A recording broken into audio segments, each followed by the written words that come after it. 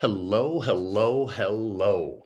Man, just little reminders that God puts in nature for us. I always say that nature is God's blueprint. So if you don't know what to think or do, just simply watch nature and it never lies to you, right? So literally our nerve system, the brain is a computer, right? The electrical system is the nerve system, the wiring system in your home. We basically look at birds fly, we create flight. Everything that we do, we bastardize that which God has done. And so, why am I saying this? And I think one of our greatest tools is dissatisfaction, that irritant. And I'm reminded of the beautiful oyster. And what do I mean by this? What did you know that the very thing that irritates the oyster, a grain of sand, something that small and that minute, something that irritates it starts to cause changes inside of the oyster. See, by human nature and account, what we do, we stay where we are because it's just not too uncomfortable yet. It's not too bad. It's that relationship that you never wanted to leave. That it's not that bad, even though you're dying inside.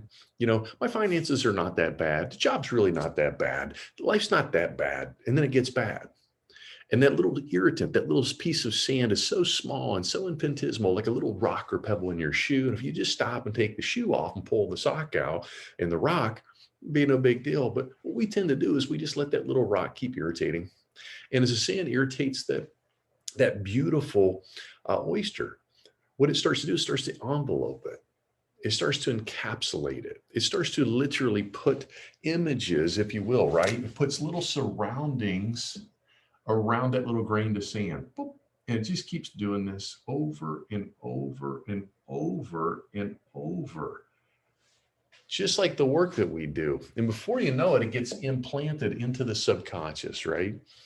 And once it gets implanted, it takes 6 months up to 4 years for an irritant to affect an oyster to a degree to create the pearl that we see in physicality, right? Which is actually a curse, if you will, to the oyster, and it's a blessing to us. We value it because they're rare. Isn't that funny? The very thing that irritates one creates the change. As it creates a change, it becomes a blessing to another. Will you allow that which you learn to become a blessing to others? That is the key. The caterpillar is no different. It gets inside of the cocoon and it struggles. And it is through the struggle over time, when it emerges on its own out of the cocoon, that it has strengthened the wings so that it may fly. How will you look at an irritant different today? Are you going to look at that irritant as a negative thing? Or are you going to realize that that's God's way of pushing you and making you see that where you are is not where you should be? Are you going to focus on what you think is wrong and let that irritate you? Or are you going to allow that beauty to come from within and express and habitually happen over time? See, don't live in the instant gratification world. And we wouldn't want our minds to work like this anyway. Think how negative your mind is. Imagine if we thought and immediately you became that which you thought about. Holy smokes. See, that's where God kind of put a buffer in for us. He knew that we were so off the wall that we would just wish for one thing and become it right then and there. How many times have you said, I'm maybe a piece of poo in the past? That's what you would become. So I want you to think about that. There's a reason that King Solomon in the Bible says, he says, those that are diligent in their works shall stand before kings.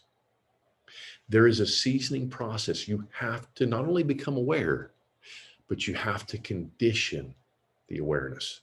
God bless you every day in every way. Get better and better and go make it a great day.